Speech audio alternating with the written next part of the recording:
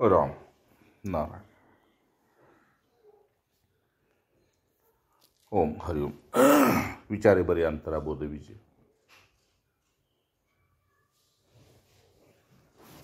विचार स्वानंद विचार. शंका असेल विचार, कामना असेल विचार, इच्छा असेल विचार. अर्थात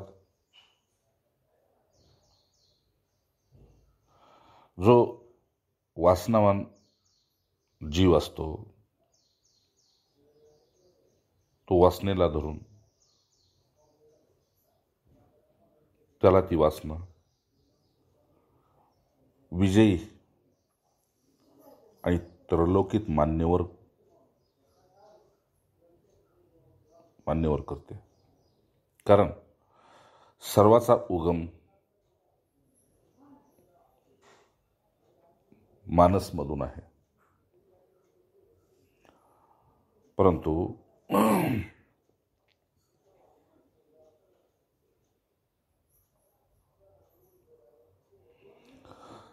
सर्व अज्ञान संस्कारात दडलेलं आहे.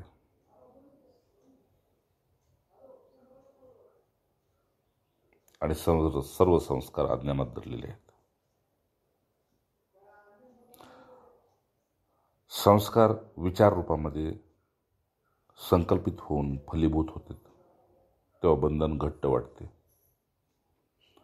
आणि जेव्हा निर्विचार अवस्था येते अथवा झोपेत जातो तेव्हा मुक्ततेचा, सुखाचा, आनंदाचा, शांतीचा अनुभव येतो. हे पासून बंधन मुक्तीचे मूळ हे सुद्धा वासनामय विचार आहे. म्हणून ज्या काही गरजा आहेत, इच्छा आहेत, वासना आहेत, अपेक्षा आहेत, थोडंसं यांचं मूळ शोधून पहा.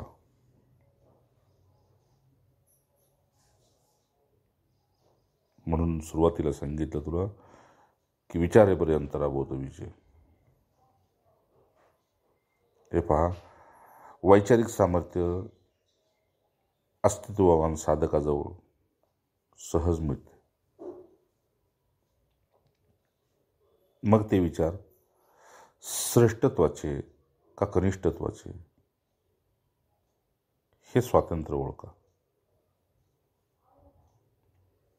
ते तुमच्या स्वतःवर निर्भर आहे की तुम्ही कुठले विचार स्वातंत्र्य जतन करता. परंतु तुम्ही अस्तित्वप्रिय असाल तर कळते की विचार, इच्छा व पूर्वसंस्कार ही संघाची उपज आहे.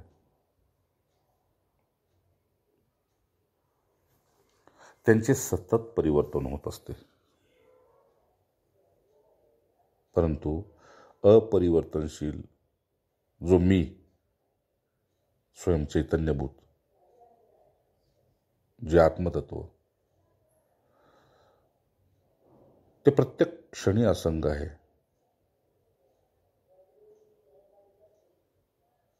कारण मी आत्मस्थित विभू नित्य सत्य ब्रह्म आहे. हेही विचारांती कळते व इतर सर्व परिवर्तनशील आहे. बस त्यांचा मी साक्षी आहे. स्वानंद,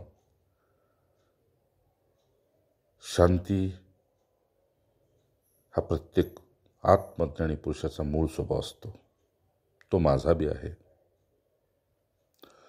जसे पाण्याचा मूळ स्वभाव, वाऱ्याचा मूळ स्वभाव, अग्नीचा मूळ स्वभाव, त्याप्रमाणे हा माझा मूळ स्वभाव आनंद आहे.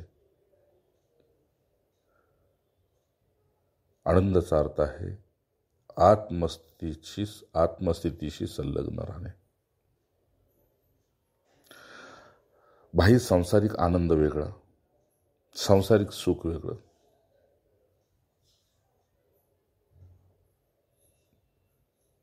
परंतु सिद्धपुरुषांचा आनंद म्हणजे सत्य स्वरूपाला व्याप्त होऊन राहणे. म्हणून मुक्ती, मोक्ष यासाठी बाह्य उपचार व्यर्थ आहेत बाबा, हे लक्षात ठेव. आणि हे तुमच्या लक्षात येऊ लागलं पाहिजे.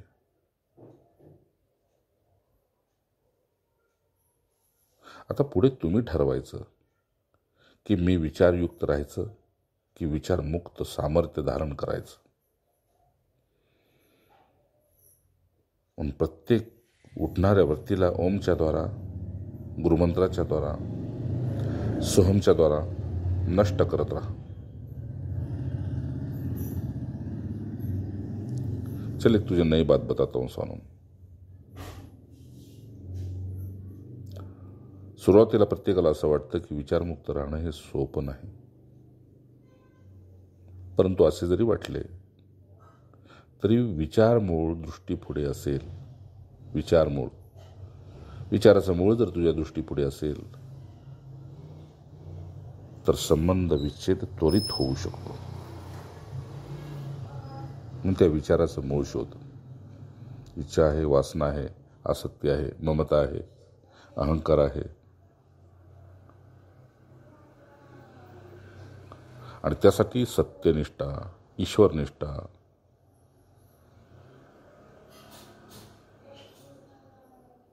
ही प्राणप्रिय करून जपावी लागेल. मग प्राणसंयमी सुद्धा आपोआप होऊ लागतो.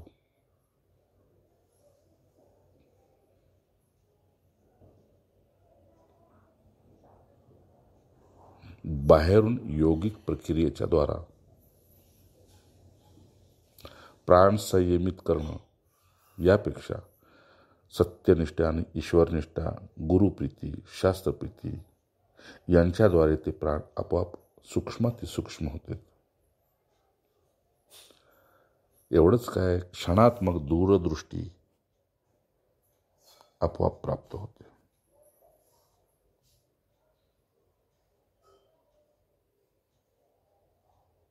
मग श्रेष्ठ, कनिष्ठ, भ्रष्ट अशा सर्व विचारांचे आपोआप निर्मूलन होऊ लागते. कुणामुळे? तर सत्यनिष्ठेमुळे आणि ईश्वरनिष्ठेमुळे. अरे बाबा, त्यालाच शास्त्र ब्रह्मसत्य आणि जगत मिथ्या असं म्हणते. श्रुती हीच भाषा सांगते. श्रुती म्हणजे सिद्धांची भाषा आहे. म्हणजेच आत्मानुसंधान, सर्व विचार क्षीण करण्यास समर्थ ठरतो.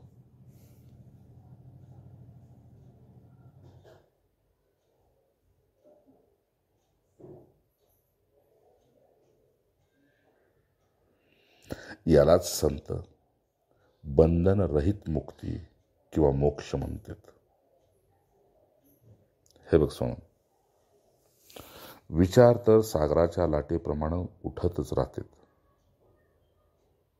आणि ते विचार 3 गुण मिश्रित असणारच.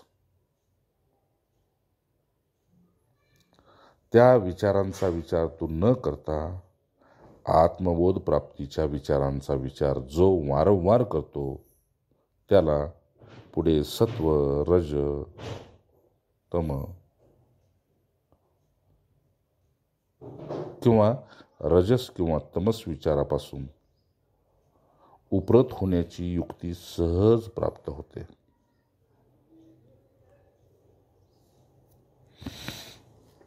आणि कार्याकारण सत्वगुणामध्ये थांबतो. अन्यथा 3 गुणांच्या पलीकडे त्याची स्थिती आपोआप अवस्थेमध्ये खेळू लागते. लक्षात ठेव,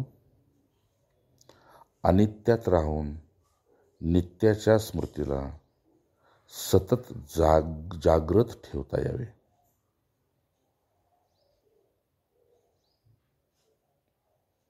लक्षात आले का? हे पहा स्वानंद, अनित्यातच याच देहात राहायचे आणि याच माईक जगात राहायचे, परंतु नित्याच्या स्मृतीला सतत जागृत ठेवता यावं यासाठी अधूनमधून भगवन नामाचा आश्रय घ्यावा.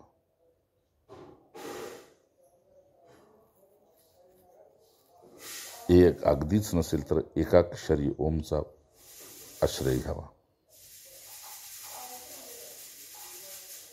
महापुरुषांनी यासाठीच भगवन नामाचा अभ्यास करायला सांगितलेला असतो. त्यामुळे वृत्ती विच्छेद सहज होते आणि ज्याची वृत्ती विच्छेद तिची पराकाष्ठा झाली की संबंध विच्छेद होऊ लागतो. पुन्हा वृत्तीशी बी संबंध तुटून जातो. हे पासून ज्यांना हे साध्य झाले त्यांची निर्विचारता सहज समाधीमध्ये परिवर्तित होते. बाबा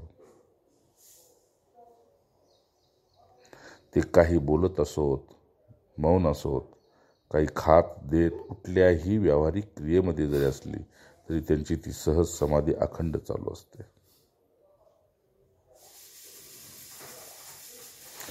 हे कठीण मानून माघार घेऊ नको. मग ज्याने हे साध्य केले त्यांच्या सहजतेला पाहावे.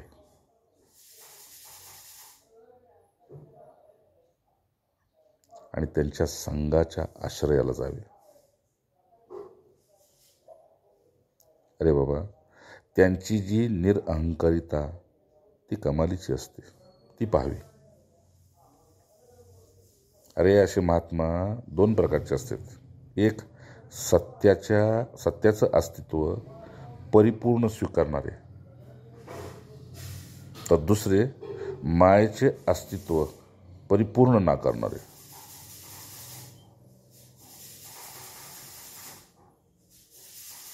आणि तिसरे म्हणशील तर मग ते परमहंस, म्हणजे ना देवाचे ना मायेचे, ते परमहंस पुरुष आहेत. हे पासून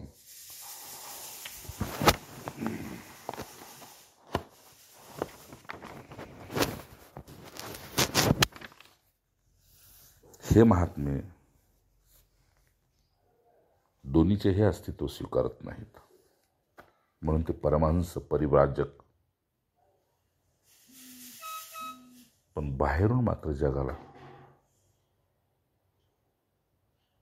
अशा प्रकारची प्रचिती देतात की मी सगुण उपासक बी आहे आणि मी निर्गुण उपासक बी आहे. पण खऱ्या अर्थाने ते काय आहेत ते मी तुला सांगतोय. ते स्वतःचे बी नाहीत आणि ते नात्याचे बी नाहीत. मग ते जगाचे कसे असतील? हे पहा, त्यांना छांदोग्य उपनिषदमध्ये अतिआश्रयी म्हणतात. छांदोग्य उपनिषदामध्ये त्यांना अतिआश्रयी म्हणतात. त्यांना केवळ स्वस्वरूपच प्रिय असते. अरे बाबा, खरे तर त्यांना आस्तिक सुद्धा म्हणता येत नाही आणि नास्तिक सुद्धा म्हणता येत नाही. त्यांना लौकिक सिद्धी रिद्धी याच्याशी काही देणे घेणे नसते. म्हणून हे मूर्ख आत्मे जे रिद्धी सिद्धीच्या दारी गराळ ओकून आपली गराळ चाटतात, ते या श्रवणाचे अधिकारी नाहीत.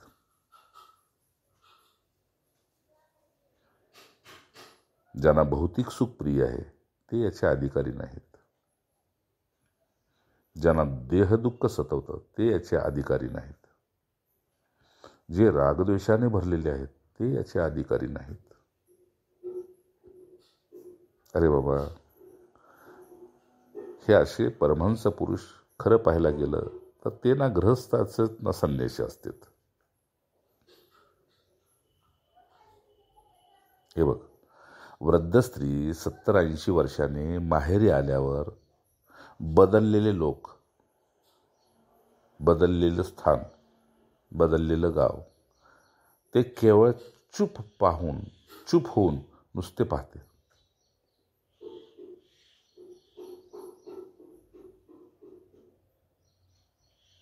समजते का?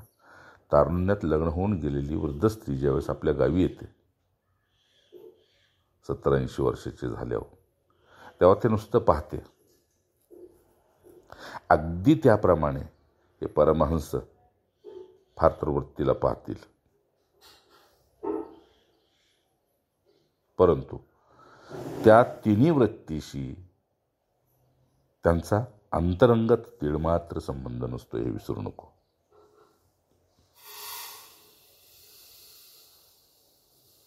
समजलं का? या पुरुषांचा त्या वृत्तीशी अंतर्गत तिळमात्र संबंध नसतो. जसे वृक्ष आपल्या फळाचा भोगता होतो का?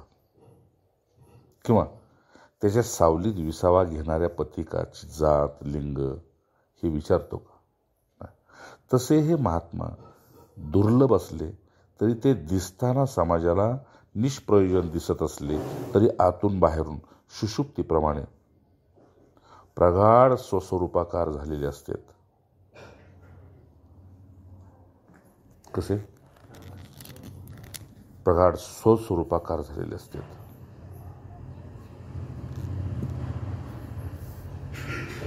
आणि ते सुद्धा याच वाटेने जाऊन परिपूर्ण झालेले असतात. म्हणून ज्याला आपला हा शेवटचा जन्म करायचा आहे त्याने ती वाट सोडू नये.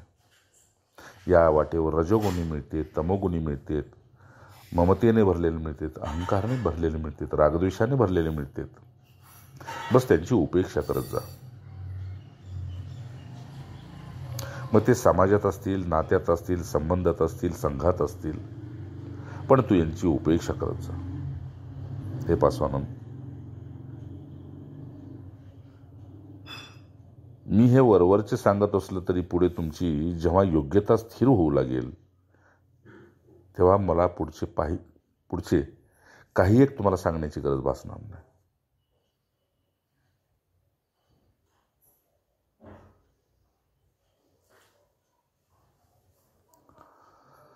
बस माझा आग्रह एवढाच आहे, धरली वाट सोडू नये.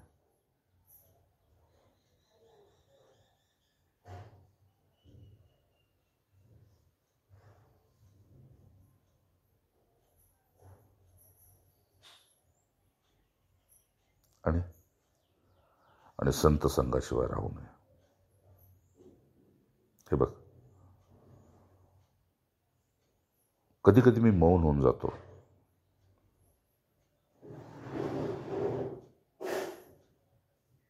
तुम्हा सर्वांच्या समोर कधी कधी मी मौन होतो. किंवा चातुर्मास करणारे हे महापुरुष जे आहेत,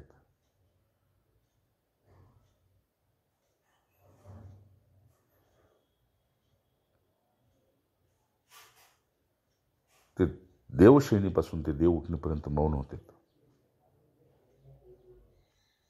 याचं कारण काय? ती मौनाची भाषा ईश्वराशी एकाकार होते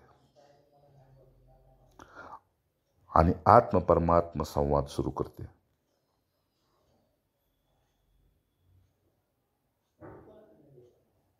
म्हणून लक्षात ठेव, या जगाच्या क्रियाकलापापासून जे अलिप्त झाले त्यांनाच याची प्राप्ती झाली.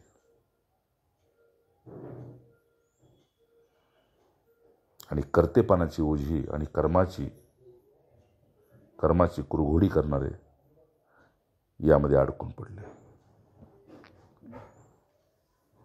म्हणून तुला सांगितलं, माझं मौनच तुमच्या शंकेचं समाधान करेल हे विसरू नका.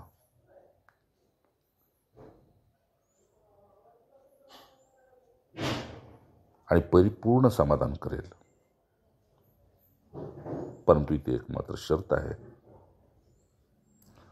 माझ्या मौनाच्या स्थितीला तुमच्या अवस्थेनं ग्रहण केलं पाहिजे.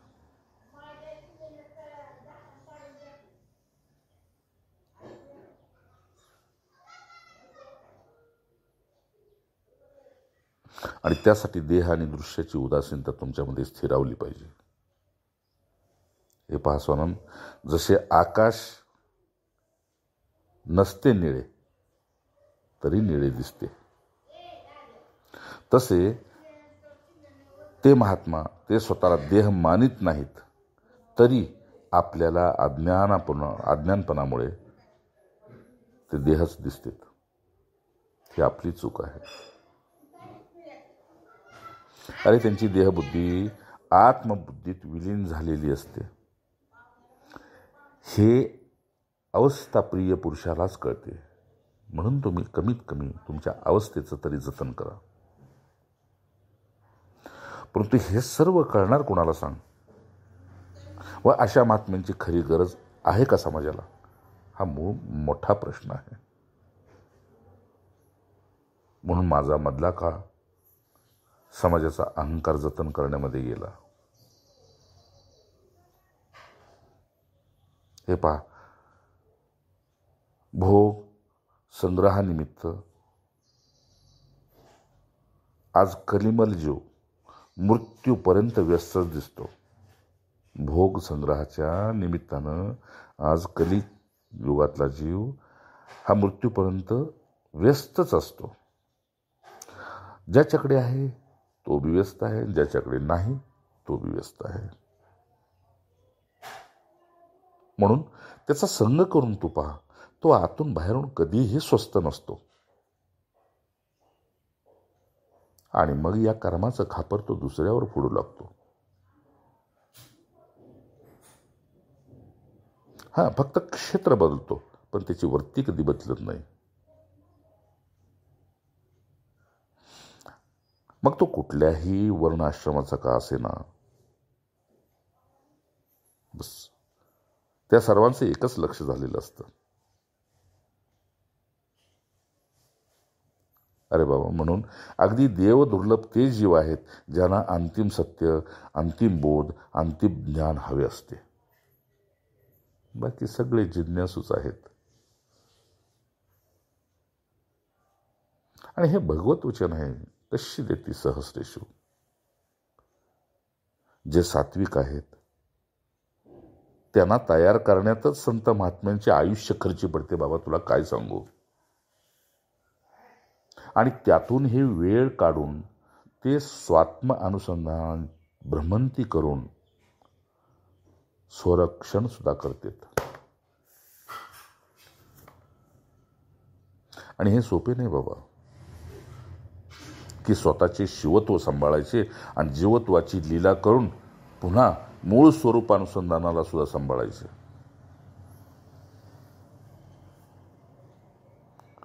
असं, परंतु ते आपले परमभाग्य म्हणायचं की ते पुरुष असे आहेत पृथ्वीवर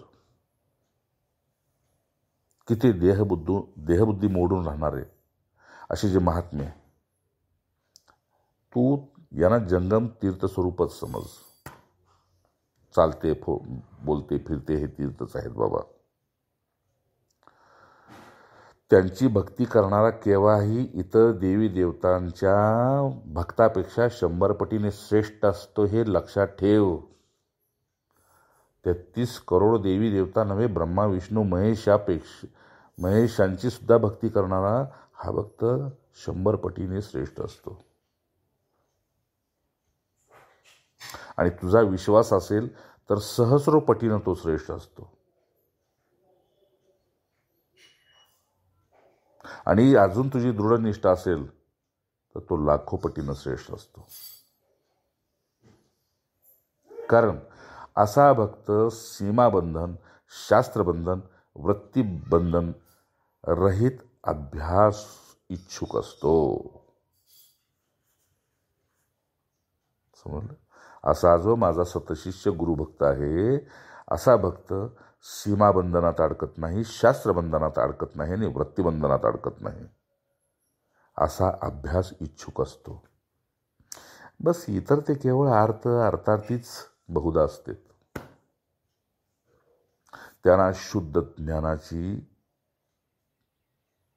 समजते ना, त्यांना शुद्ध ज्ञानासाठी उपरत करणे सोपे नसते. जे अर्थार्थी असतात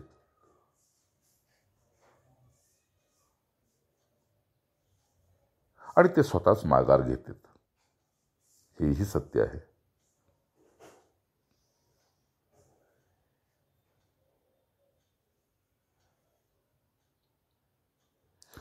म्हणून बाबा त्यांची उदासीनता व गंभीरता ही क्षणिक असते. जसे आकाशातले ढग आषाढीचे आले आणि गेले. म्हणून अशा शिष्यांचे गुरु कधी संत महात्मे विचार करीत नाहीत.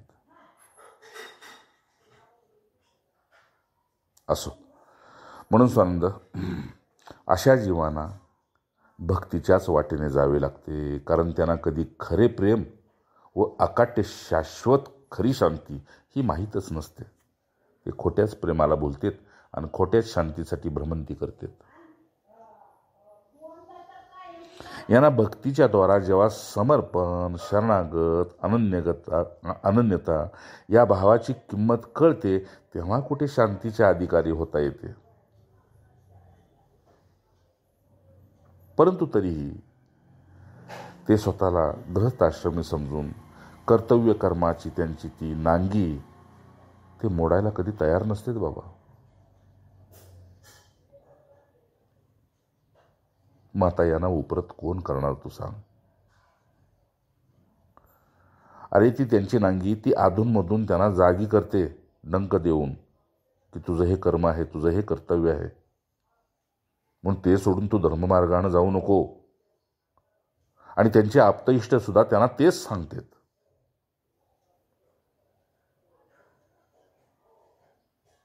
हे बघ, धर्मकर्म संयोगानं, समजते ना, धर्मकर्म संयोगानं कर्तव्यनिष्ठतेच्या मिथ्या समजुतीमुळे मूळबंध घट्ट करतात. तर काय सांगू, खरे तर कुठलाही वर्ण आश्रमी असो, तो शुद्ध चैतन्यरूपी पडद्यावरील केवळ एक दृश्य मात्र आहे. हे कोणाला समजणार स्वामी? आणि ते अदृश्य करण्यासाठीच परमार्थ सूत्र स्वीकारून अभ्यस्त राहावे लागते बाबा. ही विद्या मी कोणाला सांगू? आणि यात खरे तर कष्ट काहीच नाहीत. कष्ट काहीच नाहीत आणि लाभ मात्र स्थायी आहे, परिपूर्ण आहे. परंतु तरीही यात उतरणारे अति अल्पच भेटतात. कारण काय? कारण तेच स्वातंत्र्याचा दुरुपयोग करून स्वतःला धन्य मानतात.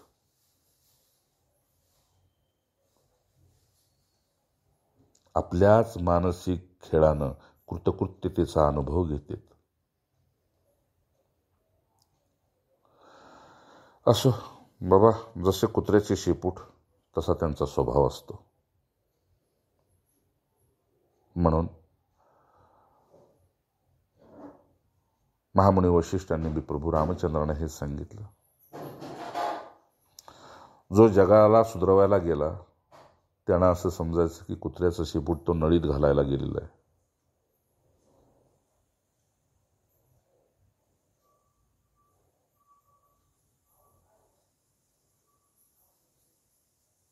असं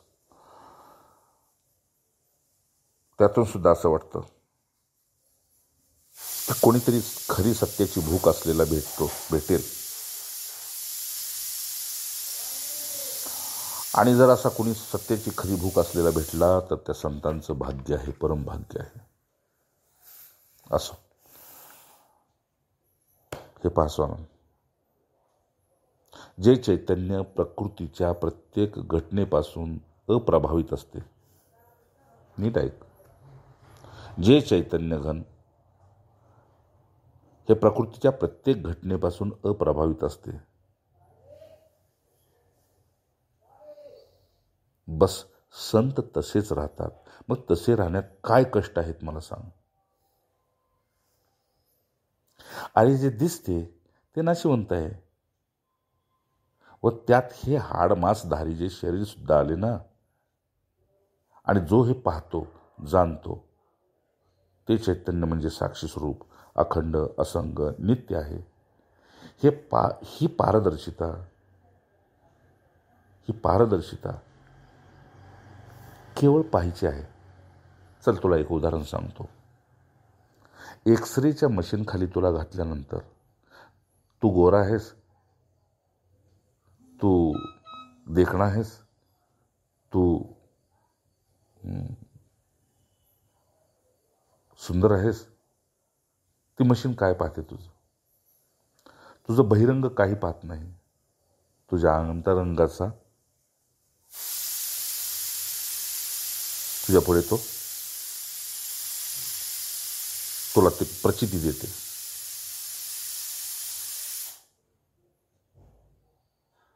म्हणून हे जे माईक आहे ना, ह्याच्यातली पारदर्शिता तुला स्वीकारायची आहे.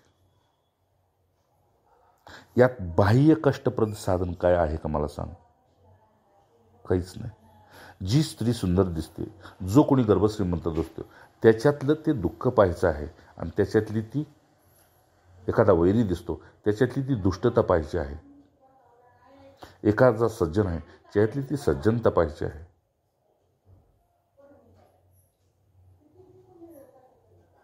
एखादी गाय आहे, त्याच्यातलं पावित्र्य पाहिजे आहे.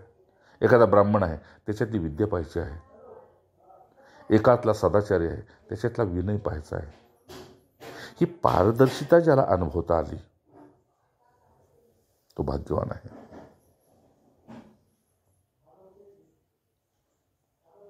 आता सांग, यात काय कष्ट आहेत? मग आता विचारतो मनाला, ही ते चूक होते कुठे? तर ज्यांना देह दृश्य प्रिय आहे आणि जे भोग संग्रही अभागी आहेत, मूर्ख गवार आहेत, त्यांचाच संग आपल्याला प्रभावित करतो हे विसरू नको.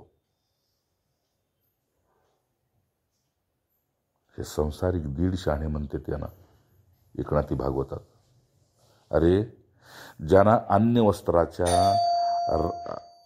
वस्त्रांच्या रात्रकंट्यासाठी झोपडीच्या आणि गरजा सुद्धा भागत नव्हत्या,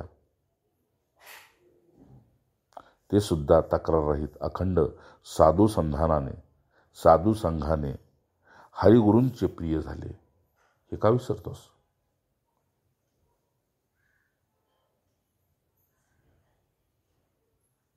पण संघ कुणाचा करावा यासाठी सुद्धा पुण्य असावे लागते आणि विवेक असावा लागतो.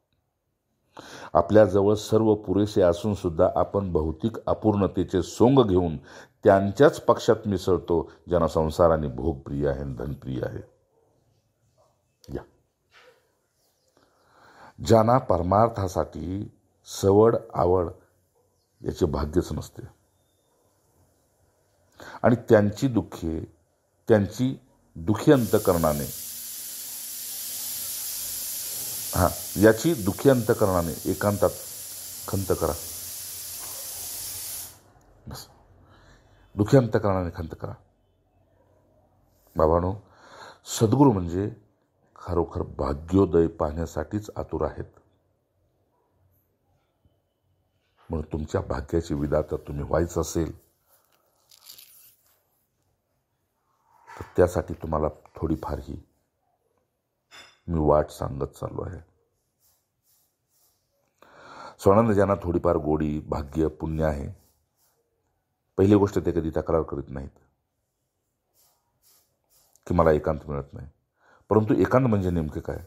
अरे बाबा, अनुकूलता आणि प्रतिकूलता ही तुमची आसक्ती आहे. अन्यथा प्रत्येक क्षण एकांताचा व साक्षात्काराचा आत्मानंदाचा आहे. बस तुम्ही तुमचे अनुसंधान जतन करा आणि मग बाह्य एकांताची तुम्हाला काही गरज नाही. सतत फिरून फिरून आपण आपल्या आत्मस्थितीत, आत्मानुसंधानात स्थिर राहणे व दृश्याचा परिणाम अंतःकरणावर होतोय हे जाणून त्यात वाहून न घेणे, बस हाच खरा एकांत आहे आणि हेच खरं संयम आहे. या पलीकडे एकांताचे तीळमात्र महत्त्व नाही हे विसरू नकोस.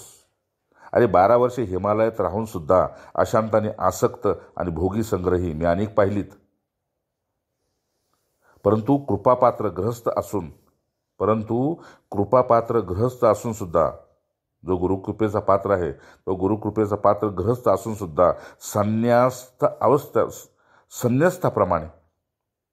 संन्याशाप्रमाणे अगदी पवित्र सुद्धा मी पाहिलेत. अजून काय सांगू. अरे एकांत म्हणजे केवळ स्थान, वातावरण, देश प्रदेशाचे परिवर्तन, परंतु ते क्षणिक आहे, जड आहे, हे विसरू नको. जड आहे. लोक एकांताचा आश्रय जंगलात घेतात, अन्य देशात घेतात. तो एकांत नव्हे. असो, मानसदृष्ट्या तो असं समज एक फसवणूकच आहे. आणि हे अंतिविवेकशील महात्मा जाणतात, बाकीचे कोणी नाही. मला तिथे जाऊन काय मिळालं, मला कुठे जाऊन काय मिळालं, हे विवेकशीलच जाणतात. श्रेष्ठ एकांत तो संत संगात आहे. म्हणून बाबा सुरुवातीला तसा तो एकांत प्रिय वाटतो, परंतु ती सुद्धा एक आसक्तीच आहे. जशी मूर्ती व मंदिर कितीही सुंदर असो, परंतु आहे ते सर्व पाषाणच ना. मग त्यात भाव कुणाचा असतो हे तरी पहा. सुषुप्तीत अथवा गाढ झोपेत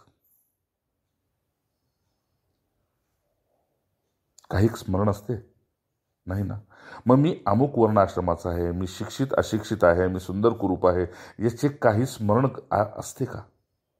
नाही ना. अर्थात कुठल्याही प्रकारचे द्वैतात्मक चिंतन नव्हते. मग त्याचे काय कारण. तर मिथ्या अहंकार जेव्हा सकाळी मनाला संस्कारांना घेऊन जागे होतो, तेव्हा हे सर्व सत्य वाटू लागते. हे का विसरतो. मग याचे मूळ काय बाबा, तर अहंकार. आणि मग तो जेव्हा सुषुप्तीत नव्हता, सुप्त पडून होता, आता त्याला सत्यपण दिले कोणी, इकडे पाहतो का तो. त्याला सत्यपण दिले कोणी. बरं दिले तर का दिले, कशासाठी दिले, याचा कधीच विचार केलास. म्हणून विचार कर. पुन्हा विचारावर येतोय. विचारे बरे अंतरा बोधूचे. म्हणून विचार कर. अरे काय हवे आहे नेमके तुम्हाला, हे कधी विचार केला का. तुमच्याच पुढे तुमचेच नातेवाईक तुम्ही जाळायला जाताय, आणि जाणून आला की तुम्ही ह्या मायेच्या संसारात पळ काढताय. तुम्हाला काय पाहिजे नेमकं, काय पाहिजे. अरे हा मृत्यूलोक आहे, हे दुःखालय आहे, हे क्षणभंगूर आहे, आणि इथे तू मरण धरणा जीव आहेस. 24 तास मरण तुझ्या बरोबर आहे. मरण तुझ्या बरोबर 24 तास आहे. हे का विसरता. घेतलास कधी याचा शोध.